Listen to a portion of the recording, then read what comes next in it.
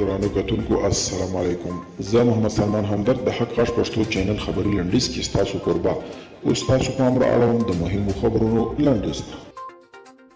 د امریکا استخباراتي او قضایي ادارو په یو اعلامیه کې ویلي دوی داسې اسناد او شواهد پیدا کړي چې د ایران د مذهبي مشر آیت الله خامنه‌ای په لارښوونه او په امر د امریکا کې د ټاکنو پر مهال د انټرنیټي فریدونو له لارې نفاق او ناندریو ته لمن وهل شوي او د ټرمپ پر ضد انټرنیټي کمپاینونه شوي. امریکا به د مسکو په غونډه کې موقت حکومت موضوع مطرح کړي.